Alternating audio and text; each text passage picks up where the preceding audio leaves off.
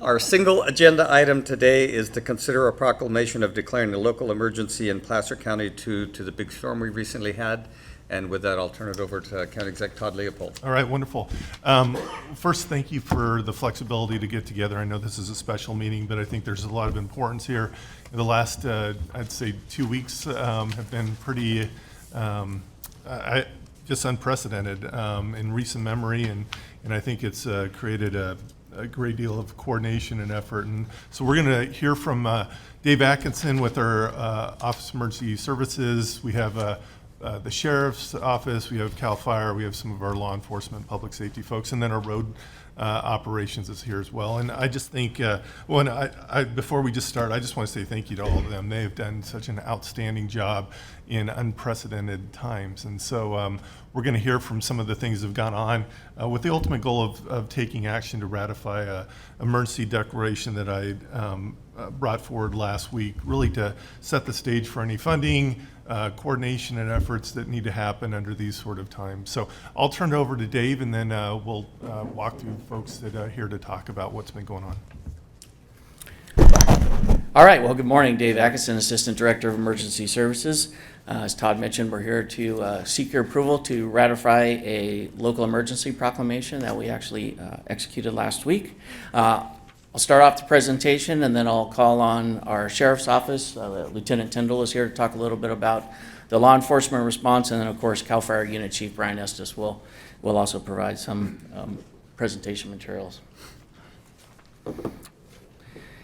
So, of course, as we all know, we had a storm just before Christmas. We got a little bit of break there, actually, on Christmas Day. But leading up into that holiday weekend, National Weather Service was already forecasting a major winter storm that was likely to disrupt holiday travel and deposit a significant amount of snow in the high country.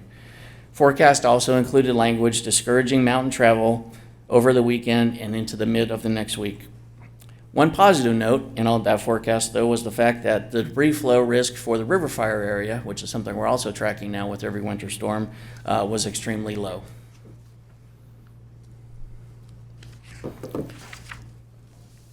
So the winter storm that began on the night of December 26 resulted in record-setting snows.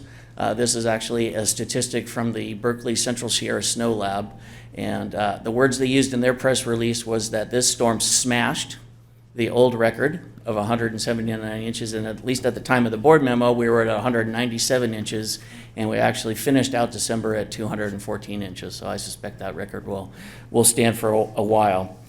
Obviously, that amount of snow comes with significant impacts, one of which, the major one, of course, was the closure of I-80, and I'm a lifelong California resident, and I honestly can't remember I-80 being closed for such a long period of time in both directions like that, and then the starting and the stopping and opening in one direction and not in the other. All of those things transpired, of course, and caused significant impacts in terms of people trying to get in, people trying to get out, nowhere to go. And then, of course, you add to that the impacts of all of the winds, the downed trees, the heavy snow resulted in just over 10,000 Placer County service connections being without power the morning of December 27th. And there's just some pictures of, I think this is actually up at Norton Grade, some of the power lines that are down, and just the amazing amount of trees that are down. So we've been working closely, obviously, with PG&E. Really important to understand the power issue. We started at just over 10,000, and I'm happy to report that we're down to 4,300 without power this morning, so a significant improvement. Unfortunately, we're getting down to the ones that are going to be the toughest to repair, and so trying to do our best to get from PG&E some better information about just how long folks are going to be without power. And we even had snow down in Auburn. We had done a little bit of work ahead of time. The previous storm, actually, we began messaging our Ready Placer Road Conditions hub site.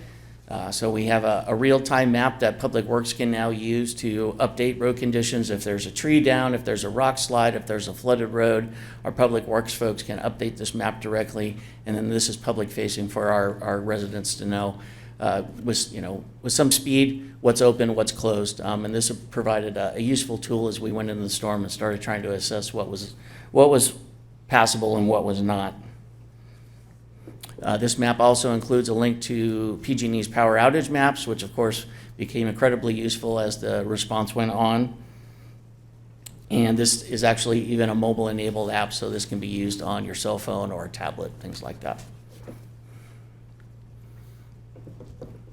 As part of the immediate response, the full depth of the National Incident Management System was activated, and so at the incident command level, and you'll hear from CAL FIRE and from the Sheriff's Office about their efforts as the tactical folks, and then at the next level up, the Standardized Emergency Management System in California, counties actually act as what's called the operational area. So not only do we have responsibility to take care of the unincorporated areas of the county as the local government, but we also provide a second line of coordination, resource sharing, and information management for the cities, special districts, and all of the other local agencies that make up the county. For example, I think we have over 29 water districts and water purveyors in the county, and so we provide support to those, and actually we got to know quite a few of them over this response, unfortunately. So a few statistics, obviously front and center in all of this was our county roads crews. I actually had to double check these statistics when I got them last night because I thought maybe I'd missed or I'd added too many zeros. They estimated 4,700 man hours between December 26th and the 2nd. They estimated that they moved about 6 million cubic yards of snow. And they estimated that's roughly not quite 400,000 dump truck loads. And that is, you think about, that's about 10 times as much earthwork that's being moved for the Placer Parkway project. So that gives you just some idea of just the sheer magnitude of all of this. Of course, there were hundreds of trees, and we honestly lost count after the first couple hours just how many downed trees there were. We also provided support to PCWA, PG&E, City of Colfax, and other county and non-county stakeholders. We actually had a pretty good coordination system going where we would get a report of a road closure. Is it a tree? We'll send in CAL FIRE. Is there an issue with a power line? We'll send in PG&E. We can't get to it, we'll send in county roads. And so by having our emergency operations center and having our folks right there, we were able to almost in real time coordinate those types of activities. And again, I'm sure that CAL FIRE and Sheriff's Office will expound more on those. We also had some challenges with this much snow in terms of trees falling on snow plows, trees getting jammed in blowers, utilities and things getting caught in blowers. That, you know, it's already pretty challenging on this equipment when they're running this hard, but then you have the complications of things that really don't belong in them ending up in them. Our other big push, of course, in all of this is public information, because it's just so important to get out information to the public. Multiple next door reports were shared. Of course, our dashboard, which I talked about earlier. Joint statements by a couple of our supervisors, which we greatly appreciate. 41 Facebook posts, 102 Twitter updates, and 13 media interviews and media requests. And of course, that was there could have been so much more. We were also able to bring in other county partners as part of our extended response. We used our mobile probation crew actually to help provide water to, I think this might be Shady Glen up in Colfax. They also provided some support in clearing out some of the schools. One of our high priorities was making sure that schools are opening today, and I'm glad to hear that my kids actually are going to go to school this morning. They were pretty excited after a winter break being cooped up at the house to go see their friends, and I think Mom was too. Also, PG&E continues to partner with us. They opened a PG&E Community Resource Center. Of course, this is a concept actually that was born out of the PSPS events that we have had, where they provide a location where there's charging, information. That's probably the most critical piece that those PG&E centers provide, is there's a chance to actually talk to a PG&E person about their specific situation and what the outlook is for a particular address. They're also providing some amenities, water, snacks, even some, I think they even have some mobile charging batteries that they can pass out to folks if they need them to keep their devices charged, because obviously we're all heavily reliant these days on our electronic devices. You know, a lot of folks don't even have lines and things at home anymore, and so making sure that you've got a charged device is incredibly important. And then, of course, we're starting to work on restoration. Again, I think this is our probation mobile crew out shoveling snow to help people get out. We also had our search and rescue folks and of course CAL FIRE and even some of our sheriff deputies have just been out there shoveling snow trying to get people out. And again, I think our folks here will talk a bit more about that. As I mentioned, we had some challenges with some critical infrastructure. Probably one of the most important is this is a picture of the Boardman Canal. So this is actually up near the River Fire burn scar. This comes off the Bear River Canal. And the Boardman Canal actually provides water to numerous other smaller water agencies as well as PCWA. It runs right through Auburn actually and keeps on going. This is an incredibly critical piece of infrastructure. It appears what happened is a tree fell over, but it didn't just snap. The root ball and all came down and it basically took out the side of the bank. And of course, a lot of these canals, these all started as 1800s canals for hydraulic mining and things like that. So these were not designed to modern standards from the get-go. It's just it's a ditch that was used for mining and then eventually turned over to a water company and then eventually became a critical component in our water infrastructure in this county. My hats are off to the engineering team at PCWA for coming up with this fix. We did provide some support to them in terms of CAL FIRE getting them in there with their chainsaw crews, snow plows, getting in, helping them gain access. So it was truly a group effort to get this rolling. And again, as I mentioned, this canal feeds numerous other water companies, and so it was just vitally important that we get this as well as a lot of the other water infrastructure up and running. And with that, I'd like to turn it over to Lieutenant Tyndall with the Sheriff's Office.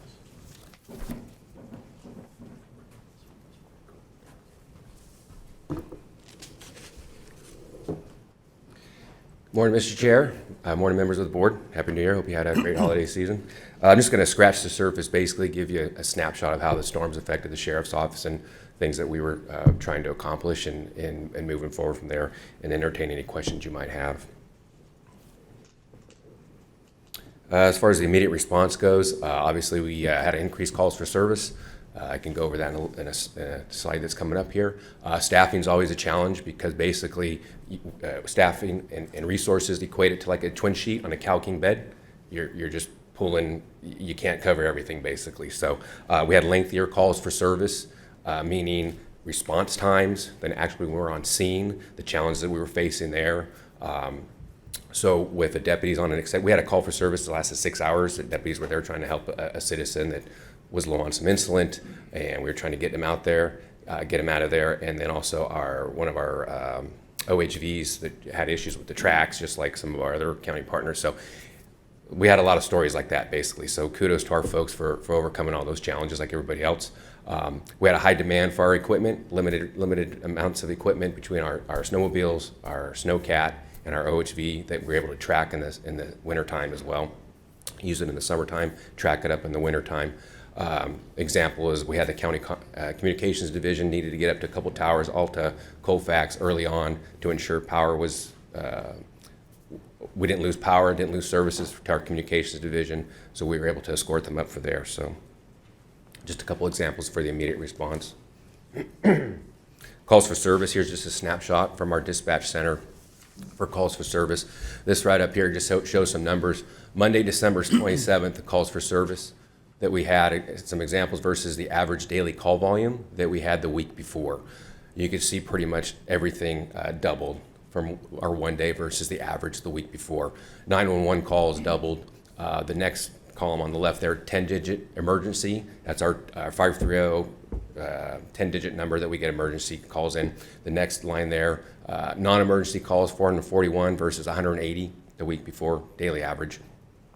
Outbound calls are basically where the dispatcher receives a call or request either from the deputy or a probation officer or anybody, and they need to make an outbound call for some type of follow-up, request for DPO, animal control, CHP, fire, medical aid, you name it.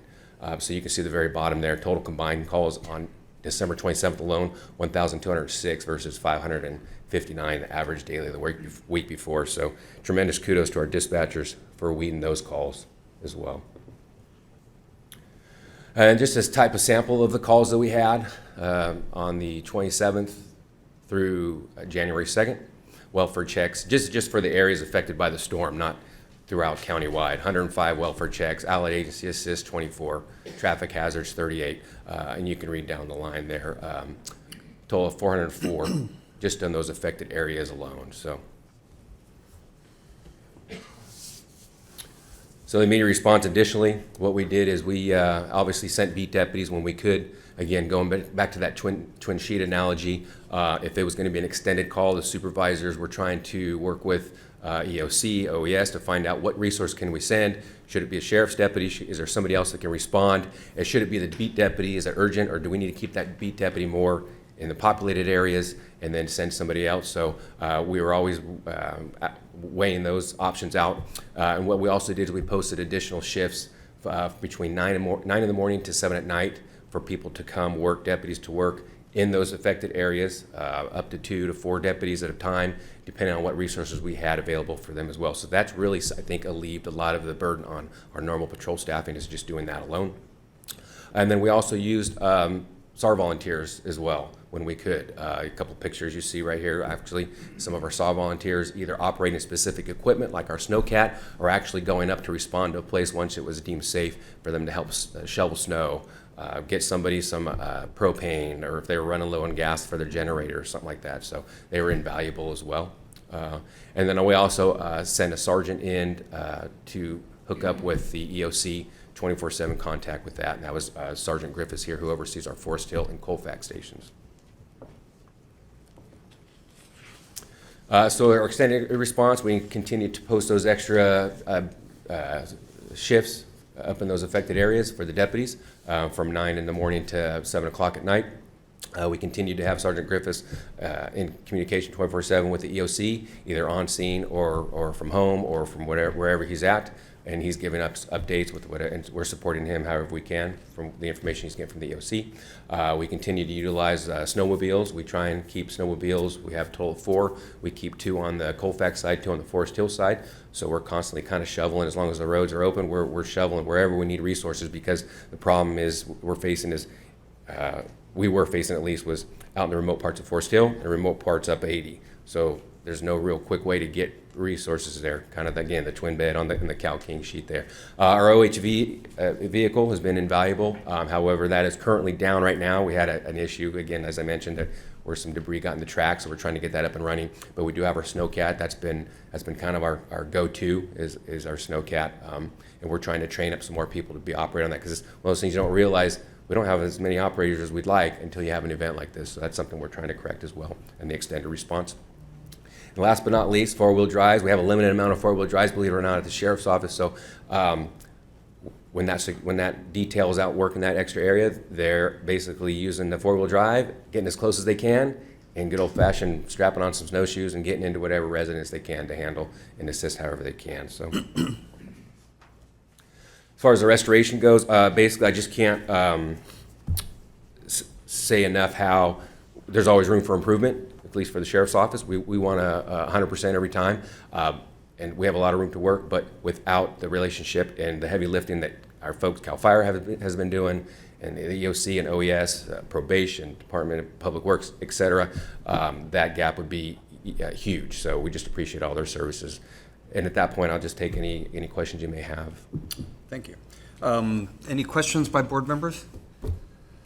I see none, but again, on behalf of the board, thank you. Greatly appreciate all the energy and effort that you guys put forward with this, and thanks. Thank you.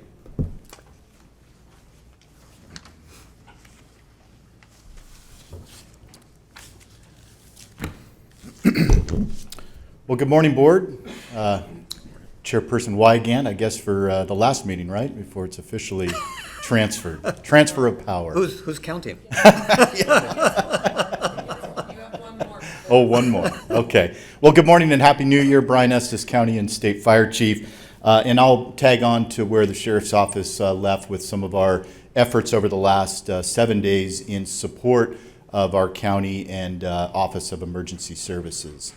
So going back to Sunday, December 26th, when we forecasted that we were going to have a out of the ordinary type event for the better part of a week, and after communication with OES, we established on the county fire side an incident command structure, and we took the entire unit and geographically divided it into 2 branches. The Placer County was designated as our eastern branch. under the command of Assistant Chief Mike Rufinot, and the incident commander for the incident was initially Deputy Chief Jim Hudson, and then also Assistant Chief Brian Mackwood, who are all with me today. Our communication and establishment in the EOC in support of OES was initiated on Monday morning, the 27th, and much like the Sheriff's Office, has remained hand in hand with them through the week.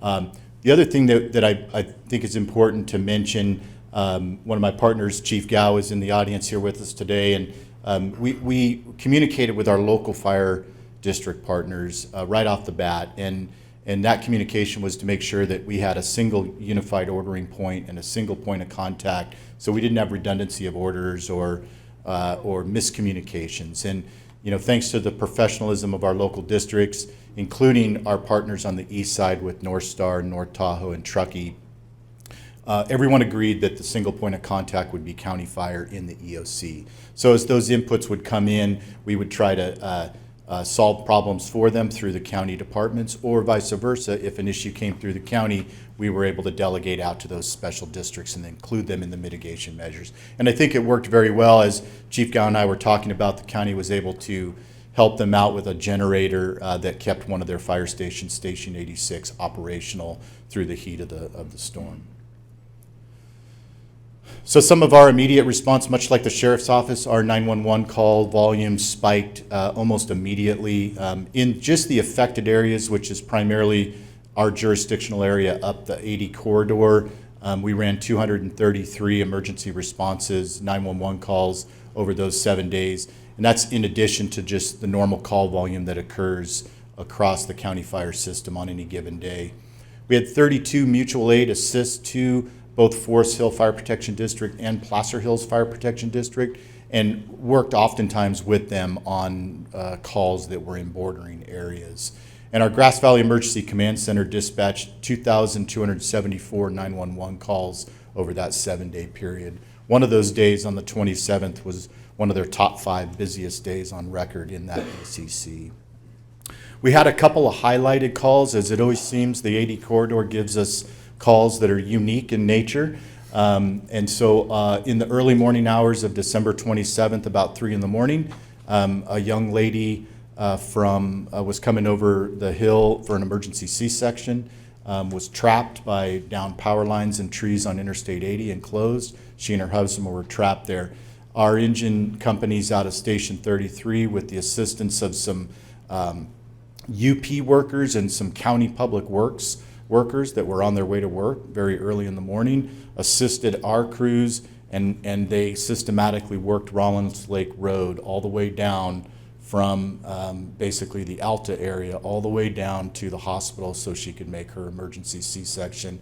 Had a beautiful newborn baby and is connecting with our crews. So, I love stories like that.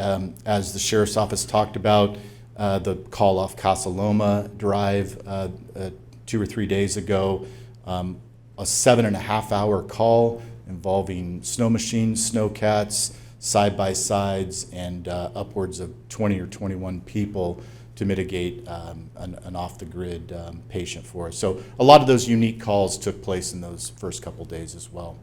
Our daily resource commitment from CAL FIRE and PCFD generally consisted of, on the average, of about 14 engine companies assigned, both state and county, 5 of our Type 1 fire hand crews, which provided that integral road clearing support for public works and PG&E.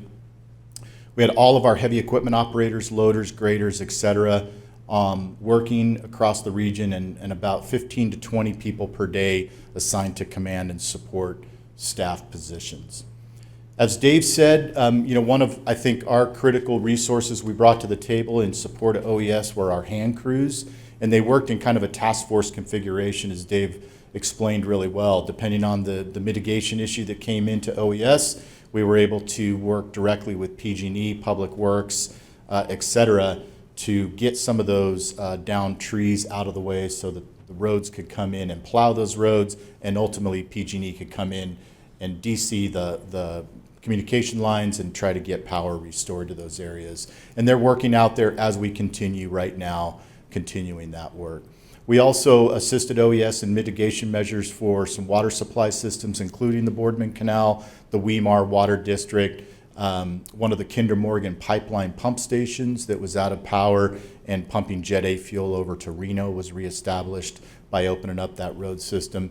And of course, our infrastructure and radio repeaters on Mount Howell and other mountaintops around the area, which within 2 or 3 days were running out of emergency propane for their generators. So a lot of great work by the hand crews. In total, over the last 7 days or so, we've committed about 2,500 personnel hours to this mission. Those costs have been borne because of mission tasking and our relationship with the county. Those costs have been borne entirely by the state of California and will have no impact to the county of Placer. And we will stay committed as your fire department to this mission, supporting OES as the primary agency having jurisdiction. Will support them through the full restoration process. So I want to thank you and thank Dave for his leadership, thank our partnership with the Sheriff's Office and our allied agencies, and of course your leadership as the board to bring all these agencies together. So thank you. Thanks, Brian. Any questions, comments by board members? I see none, but also, again, Brian, on behalf of the board, county, thank you very much for huge commitment during all of this. Thank you. Got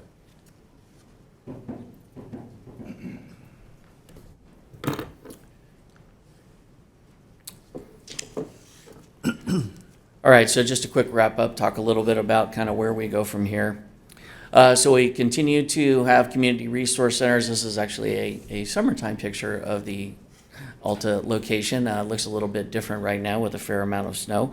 So PG&E will continue to operate that. We're also working with them to possibly open up a center possibly as soon as today in Forest Hill, and then looking at other locations depending upon the outlook for the continued power restoration efforts. I also wanted to thank the city of Colfax. We've had a great partnership with them. Of course, as you know, they declared a local emergency fairly early on. We were able to pretty quickly provide them with support and mutual aid, both through plowing. We were able to quickly open up the Veterans Memorial Hall there in Colfax, and they've been doing an outstanding job operating that as a charging center. And I understand the American Legion is even serving 3 meals a day there, and bringing folks in kind of from outside the community to come in and get a hot meal and some information and things like that. So those partnerships continue to work well, and we will continue to support those efforts. So next steps. So obviously roads continues to have some work to do to continue to widen those roads. I understand that just about every road is open at least one lane, but obviously the goal is to get those back open full width. But as we talked about, there's just a significant amount of snow that needs to be moved, and that has to be done fairly methodically and fairly slowly so that we don't overwhelm the equipment and put snow in places where we don't want it.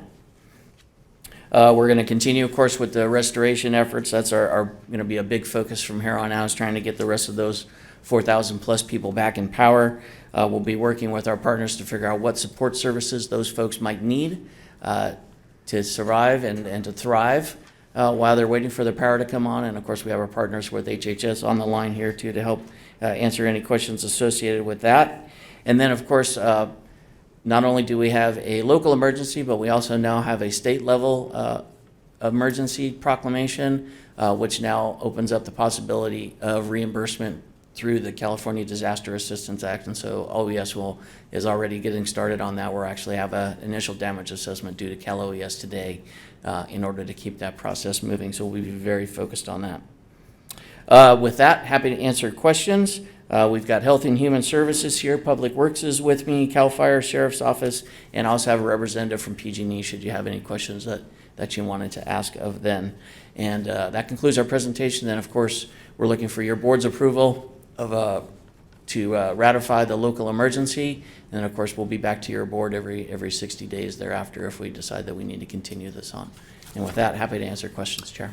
Yeah, thanks, Dave. And again, on behalf of the board and the county, thank you for the great work that you did during all of this. And a lot of folks don't understand that counties actually have offices of emergency services, and that you, in this case, are the glue that holds together all of these resources on behalf of the county side of all of this effort. So one question I'll start off with. During the storm, I had a conversation with regards to some of the technical stuff behind whether or not we declare an emergency and what changes, whether or not we do, as compared to typically, in my experience, after 27 years, that state, federal government may in fact declare emergencies, and that provides a platform for additional resources. And so if you could maybe just describe a little bit about that process and what it means locally. Absolutely. Thanks. As I mentioned earlier, the county has somewhat of a dual role in the way that California has their emergency management set up. So our first role is, of course, to the unincorporated areas. We are the first line emergency management system in place for those areas.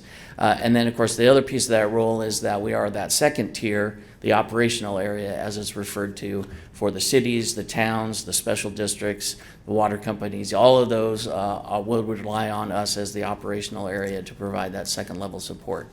So in terms of us declaring a local emergency, we might do that. The county might take that step either in support of a local jurisdiction. If we felt like we were unable to support the city of Colfax after they declare, then we would be moved to make that step.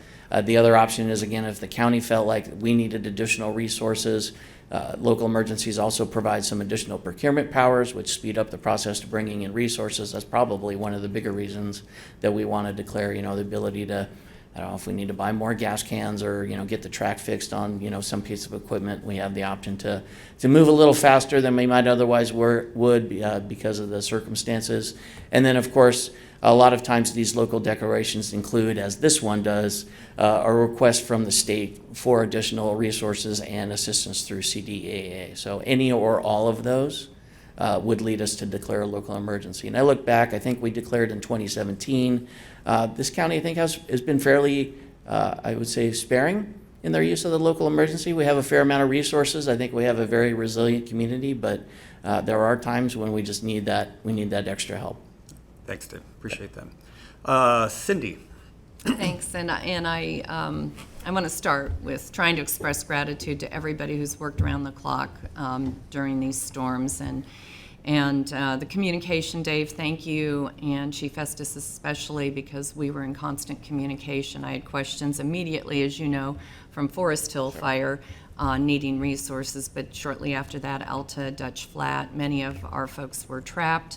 While this probably only affected 2/3 of my district, maybe 3/4, but we also had tens of thousands of visitors in and around the region, and I think we can't go far enough in explaining how that impacts services. So our gas stations ran out of fuel, our grocery stores ran out of food, one major one was closed over one of the periods up in the eastern, over the summit. In general, their power outages were much briefer, and yet with I-80 closed, not only I-80, what was failed to be mentioned is we had an avalanche at 89 closing, and 267 was closed. So at one point for I don't know how many hours, because I was just watching the news to get these updates, and that is a communication issue I want to talk more about. There was no way in or out of the Tahoe Basin. And that is always an issue when we have emergency response or medical emergencies. Fortunately, I found out, because my son was on duty at North Tahoe Fire for 5 days or 7 days or whatever it was, that they were able to get patients to Truckee. But to the average person, we didn't know how the depth of that avalanche was. That is a known slide path, and it slid many, many times in my history up there. But when you're cut off not only from 80 both directions, but then 267 and 89, it really is important for us to communicate with the public what their options are and what they should do, especially when we have so many visitors who don't know and are maybe not equipped. Hopefully, we've been through enough storms in some of our areas of the 5th District that we know to fuel up, we know to get prepared, check our batteries, get everything set, get our wood uncovered from feet of snow to make sure we can have a fire if the power goes out or whatever needs to happen.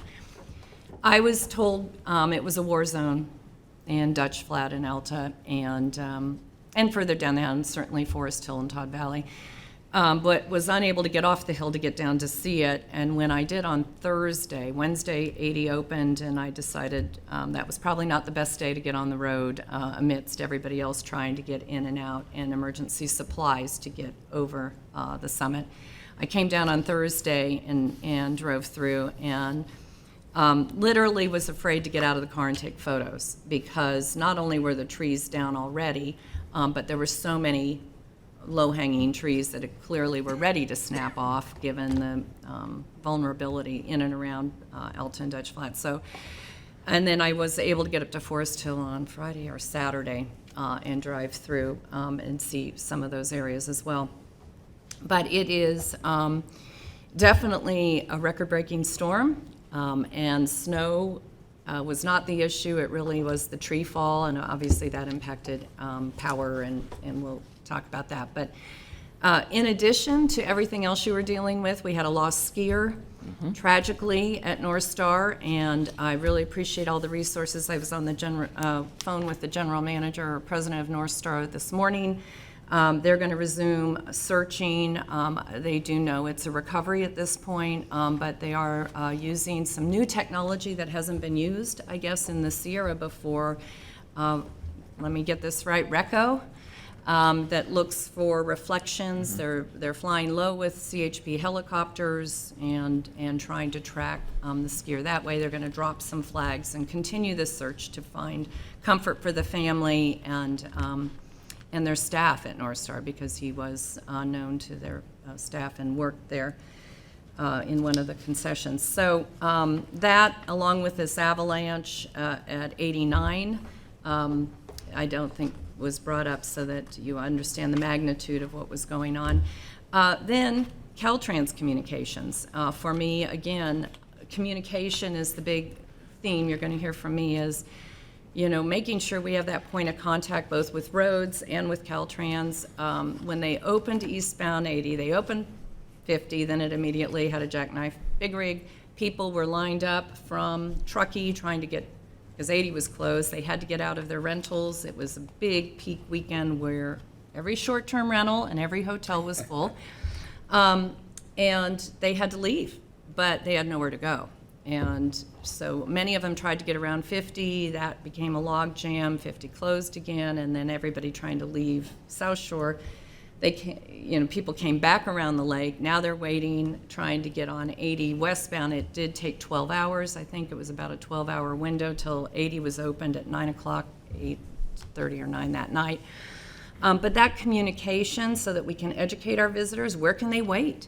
We don't want them on the side of the road. We don't want them impeding traffic, but they've got to get out of whatever accommodation they're in as a visitor, and we're not set up for that. So working with our business community to better inform our visitors would be, is a lesson learned, and I'm regurgitating a lot of things I've already sent you in emails, Dave, because I've been through enough of these emergencies. You don't live up there as many years as I have and not have gone through fires and floods and avalanches and things. So.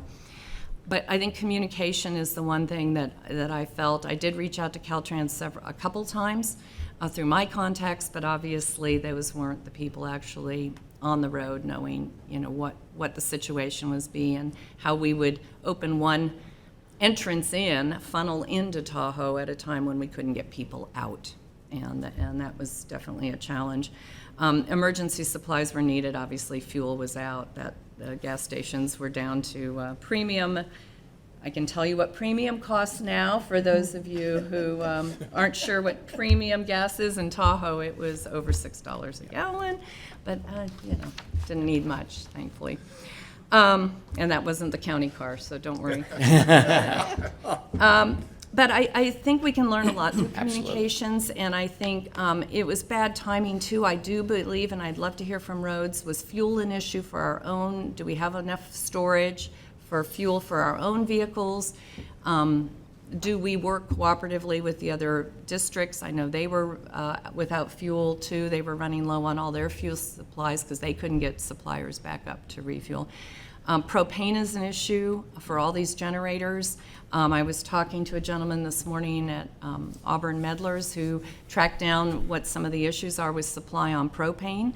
It isn't just overuse, it's also the supply chain.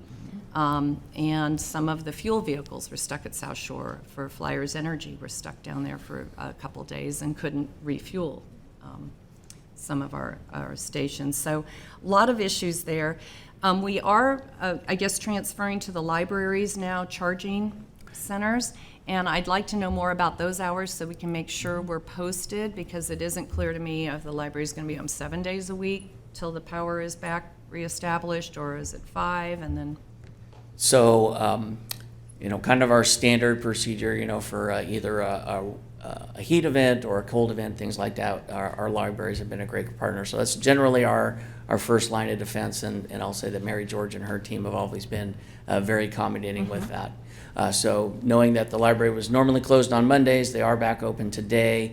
But at the same time, as I mentioned, we're working with PG&E actually because the need is, I still would say, is fairly great beyond what maybe we would normally expect. We are working with PG&E to get a CRC open in Forest Hill so that, the library will obviously still be available as its normal hours, of course, but then we'll have the CRC location at the Veterans Memorial Hall in Forest Hill. And we'll keep the Alta facility going? The Alta facility will continue until restoration is 100%. Okay. We'll have the Forest Hill facility until things up there are 100%. I'll be talking to the city of Colfax to find out, what their feelings are about how much longer they can support what they have going and if we need to transition that to something else. So we've got our own dedicated contact in the EOC with PG&E now. So they've brought up extra staff. They recognize that there's a need to bolster their response as well. So that person's just a text message away.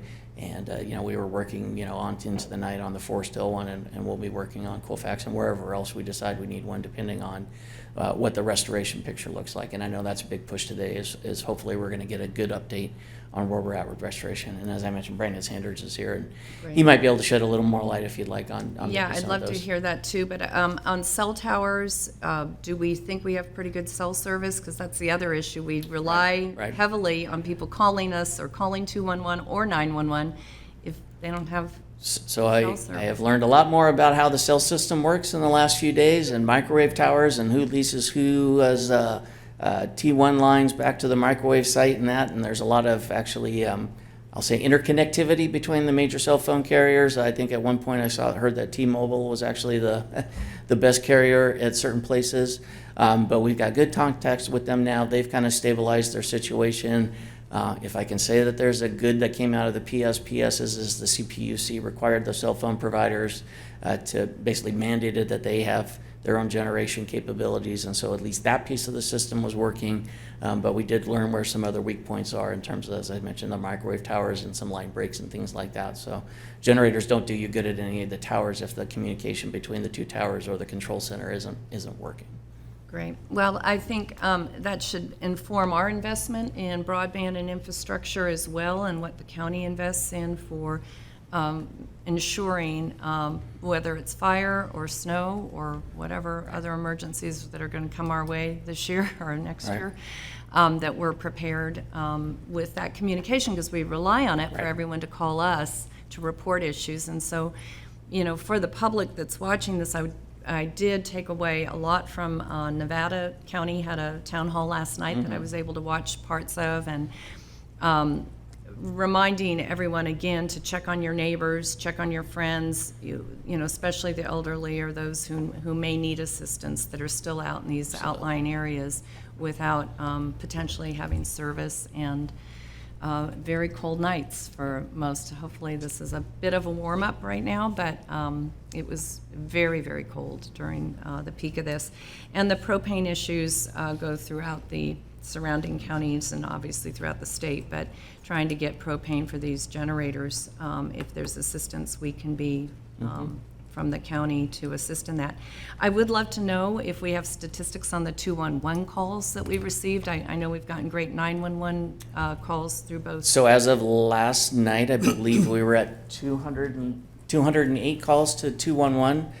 Important to remember that we use 211 Connecting Point. They're a contract service provider, and they do great. They also service the County of Nevada, so we had to do a little bit of work to kind of separate things out. But they've had 208 calls for specifically related to the weather event since we started on the morning of the 27th. And how many of those were we able, did we have adequate resources to help all of those folks that called? So I might look to Mike Romero, but my understanding is we were, for the people who we could actually reach back to, and some people left a number and haven't responded since we called back. My understanding is all of the referrals have been handled. Is that correct, Mike? Yeah, thanks, Dave. Hi, everyone. Mike Romero, HHS Program Manager. So of those 200 plus calls, about a handful of those result in referrals to HHS each day, and nearly every one of them we were able to find a resolution for that call or whatever that issue might be. Given that we can't do things like deliver fuel, clean out individual private driveways, things like that. Thank you. And then, thank you for that, Michael. I'm glad to hear, I guess I'm glad to hear part of that, but, the fuel supplies and issues are something that, I'd love to talk further about for future Right. situations. What can we do in those situations? I know volunteer groups in Nevada County and the firewood program was a big hit. I was asked by the mayor of Colfax to investigate whether we could offer that similar service. Apparently, they've had that service in place. Right, their seniors have had that for, I think, a 15-year run so far with that Right. firewood program. Certainly, we're going to have lots of wood. Right. We already had a lot of wood coming out of our forests, and Mother Nature helped us with some more wood. But I would like to talk, if I could, with Ken, or I have a couple questions for the roads, on this debris. What sort of resources do we need? A lot of it's on the county right-of-way. Right. And it's also right along the county right-of-way with the trees that are still vulnerable. So what sort of resources do we need to get that wood removed? Right.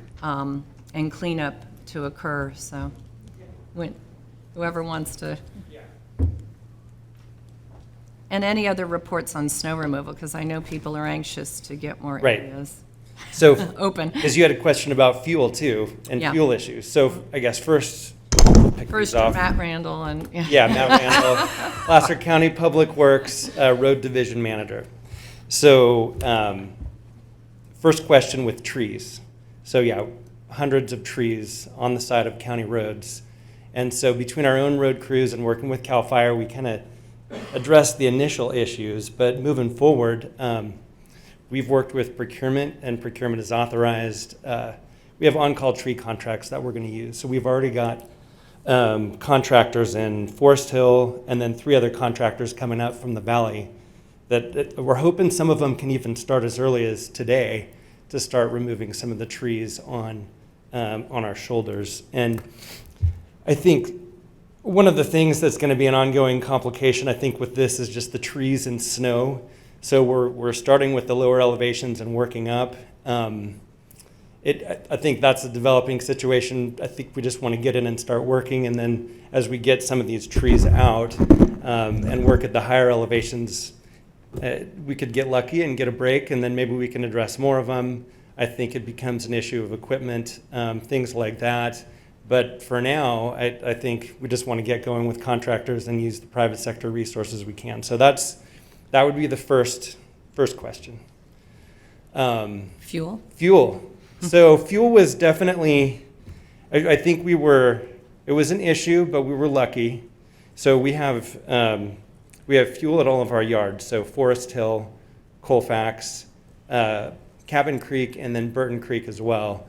So our foremen are very good about, the one thing during a response like this, all the equipment is running, so we go through diesel, obviously very fast. And in terms of getting fuel to Forest Hill and Colfax, for the most part, pretty responsive. There was a big demand, I would say, on the fuel suppliers as well, but we were able to get fuel to the places we needed to without any operations stopping. As far as the basin goes, that's a whole nother unique issue, and I think that the dodging the bullet was really with the avalanche on 89, because getting between Cabin Creek and Burton Creek, that was closed. So we had enough fuel in Burton Creek, and I know with the avalanche the timing was okay, that we I think operationally the way that it works is when fuel was out at Burton Creek, we would go to Cabin Creek and run fuel with trucks and fuel cells to all the equipment. So none of that, there wasn't any interruption, but if the avalanche had closed the road for longer, we might have seen some issues. So equipment kept running.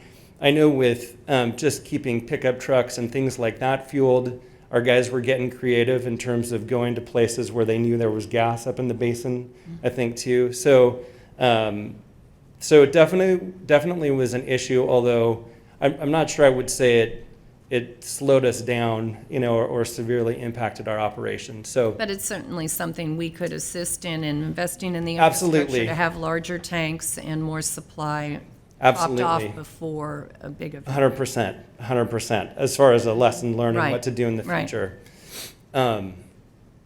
Okay, so as far as snow removal goes, as far as, so in the Tahoe area, and we could talk about it lots of different ways, but the report I'm getting right now is that, the way that, is that we have everything open up wide enough as far as this morning for 2 vehicles. And I think, the issue with this storm, it was so much snow so fast. And, we have 3 pieces of equipment to remove snow. We've got graders, we've got snow blowers, and then we have these, we call them push plows, but it's like a truck mounted plow. And with the volume of snow coming down so fast, the plows were still moving snow around, but I think it was really the blowers, when you get the deep snow, that really cutting the roads open were the things that needed to happen faster. It took us a while to dig out. But I think, this is something for us, just looking at the other agencies. I mean, it took Caltrans a while to dig out too. I think it was just a lot of snow, I think, to deal with. So that would be the Tahoe area. Serene Lakes always gets a lot of snow, so I think for them it was more business as usual. But I think the low snow for sure, it was something we just don't see it going all the way down to Auburn usually. We usually have about 200 miles of roadway to plow. With this storm, it was more like 400, 450 miles. So I think, the Colfax district, it was kind of an all hands on deck situation where they were doing their normal routine up in Serene Lakes, but the volume of snow in Alta, Dutch Flat, Colfax, all of that, we had lots of staff coming up from the western side of the county to open up roads. So the only road that I had heard was not open yet was the Norton Grade Road that Dave showed, which was a war zone, was an accurate way of saying it. I think there were several roads like that all over the Colfax, Alta, Dutch Flat area. But I know there are crews there this morning. We had a lot of issues with, and I think it's in some ways, these emergencies are, it's just cool to work together. I think with CAL FIRE, Sheriff, PG&E, we did a lot of collaboration, but we did have a lot of complications with utilities, and we would plow up to, utilities, and then you have to work together to try to get things to go from there. And I think took time. I think, too, the magnitude of trees, some of the trees were just, they're big, huge, pine trees and things like that.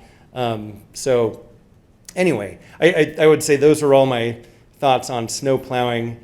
I think the last road, that Norton Grade, it was a segment there, hoping it'll be done today, and then we'll be all open. And then, I think like Dave was saying too, one of the issues, we'll get wide enough for 2 lanes and then keep trying to widen out all the way to the snowplow stakes and go further. That'll take a little bit more time too, but I know our guys it's tough. It's a pretty big effort, I think, feeling good from that point of view. But definitely, we're not perfect, always lessons learned, like you mentioned too, as far as communication and other things, so. And you did Anyway. bring on some extra contractors, I know, in certain areas. That's right.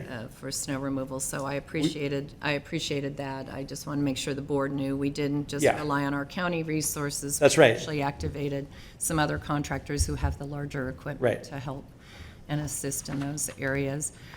Thank you. Anything else I Appreciate, and I missed? know the crews have been working, I see them everywhere, and. Yeah. and, actually, downtown, at least when I left Tahoe on Sunday, 28 was in worse shape than many of the county roads through Yeah. downtown Tahoe City, because Caltrans hadn't yet blown that. They've just pushed it to the side. So it's a very narrow road with a lot of businesses impacted by that, so. Yeah. Yeah, and I think looking forward, there's lots of interesting issues and lessons learned, I think, to talk about in terms of having, I think, Caltrans and the county in general having qualified operators and Truckee too, just to make sure we can keep up with those types of things. So Anyway. Thank yeah. you. Yep. Thank you. And then, do you mind if we talk about PG&E or get a little update? Because I do know our public is watching and wants to know when power may come back, and I know Brandon made it all the way here, so. Hi, good morning, Chairman Wygant, board members. Brandon Sanders, Sierra Division Government Affairs, PG&E. I'm going to just open by saying nothing I'm going to say here to you this morning. It changes the fact that we've got thousands of customers that are suffering, and we're working to do our best to bring them back into service. So I do have an update that I prepared for you ahead of our morning incident calls. So this data is as of 0600. I'm going to talk about damage, customer impacts, and crew resources, just to kind of give a picture of what we have going on out there. So for Placer County, we currently have documented 1,085 individual damage locations across the affected area. That breaks down into 519 damaged conductors, 249 poles that were destroyed, 175 cross arms that need to be replaced, and 39 transformers. So that's just in Placer County. Across the entire division, we're well over 3,000 individual damage locations, and we have not completed assessment in some areas due to access and other challenges. In terms of crew resources, specific to Placer County, and these are still numbers, they've grown by double digits just this morning. But as of 0600, we had 34 line crews, which are typically 2 trucks, a bucket truck, and an auger truck. 36 troublemen, these are the individuals that make safe, work with your roads departments to clear downed equipment, and support CAL FIRE also in clearing roads. Hundreds of additional personnel as it relates to estimators, engineers, clerical, compliance inspectors, safety officers, and of course we wouldn't be able to get anything done if we didn't have 33 veg management crews operating in Placer County today. As of this morning at 0600, we had 6,199 customers out on 243 outages. As Dave shared, that's down in the 4,000 range as of this morning, so that shows you we've made some progress already today. It's important to note that 65 of those are single customers. Those are the more challenging situations. And one piece I'll just share for those watching on the webcast. If you have damage to the weatherhead that comes out of your roof above your electrical panel, that is the customer's obligation to repair. Once the weatherhead is repaired by a qualified electrical worker, we will come in and install a new service drop from the transformer to your home. I guess I'll just close my comments by saying we find ourselves here in the second week of what I would consider an extraordinary event.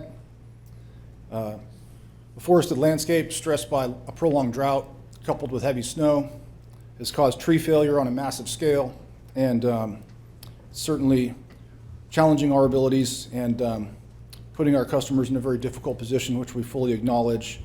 And my last comment would be just to provide a bit of a bigger picture. Since Christmas in Sierra Division, which is El Dorado, Placer, Nevada, and Sierra counties, we have already restored over 175,000 customers, with the remainder as of this morning being around 20,000 remaining out of service. That's my update. I'm happy to answer any questions. Thank you. Thanks, Brandon. Any other questions for Brandon? I just think what everybody wants to know, and I know you have to wait till you complete your assessment, but is there any projections on timelines? Because that indicates what kind of resources we need to help our constituents with. Yes, so we have a commitment from senior leaders to populate estimated times of restoration for all impacted customers today. We're shooting for noon. That could slide a little bit, but as of the time I prepped my information here this morning, we've got a lot of customers who are projected to be restored today. And I think as of this morning, I saw the furthest out estimated time of restoration, or ETOR, as January 9th. So those will be fully populated. I would encourage customers to continue tracking either on our website or by calling our 1-800-PGE-5000. But we have a directive from senior leaders to populate those times today, no later than today. Thank you, I appreciate that, and of course, I know you've agreed to participate in a couple of town halls so that we can further update with those projections, and I just my plea to anybody in the public is let us know what your resource needs are so that we can support you. It's pretty darn hard to be out without power for short periods of time, let alone these kinds of temperatures and these kinds of conditions for extended periods. So thank you for all the work. I saw the crews everywhere and your contractors everywhere Yeah, helping. we've brought in everyone that's available. So. Yeah. Thank you. That Thank was you all. all, Robert, sorry. So Cindy, before we leave, is there anyone else, staff or otherwise, that you actually would like some specific information or to share some information from? No, I think I've caught a few of them off to the side about, it's just about communication so that we can help inform our business community and our visitors. I-80 visitors, we're impacting our community. I forgot to thank Ken and Matt. The signs were really helpful. It doesn't keep everybody from going through those communities when it says road closed, residents only, because even I was out there driving around. But nobody yelled at me, thankfully. But that is an issue that we have people that get off and go through those communities when they shouldn't be out there. But those signs were appreciated by the Dutch Flat and Alta communities, so thank you for getting those up. And it's something we can continue to talk about. And before, while you're all still up there, and I'll just add a couple of things, but I'm going to open it up to the public also, obviously. But Brandon, I think your assessment that it was an extraordinary event is in fact a good foundation upon which to build, because every time we live through an emergency, and with my tenure on the board, there have been a few, they're sometimes very similar, but sometimes they're different. And I agree with your assessment that the unusual characteristics in this one are that we've been recovering from a drought. So a lot of trees, for example, are weakened. But we had an extended amount of snow for a longer period of time than usual at lower elevations. So I live about halfway between Lincoln and Auburn, and it's not unusual for it to snow there. But it might be there for 2.5 seconds or maybe a half a day. What's unusual is for it to snow down this low and stay. Absolutely. And I think I've seen photographs of the Weimar Applegate area, and there's a huge number of oak trees that are down. And so, they're different than pine trees, and they behave differently and cause different kinds of problems. All of that's by way of, every time we have an emergency, I think we have a chance to learn something. And I think that's what we need to take to heart here, how we can, I think we did an extremely good job. But I think we can learn from it and do better as we go forward. As a longtime PG&E customer, one time in a recent wet storm that was normal, but with flooding 15, 20 years ago, my power was out for 3 or 5 days, I think. A long time, not unusual again, also where I live. But what was unusual about this is that as my neighbor's power was coming on, knowing that, it was an emergency circumstance, I was sort of feeling left out because my power wasn't coming on. But PG&E was incredibly helpful about pointing me in the right direction and helping me out.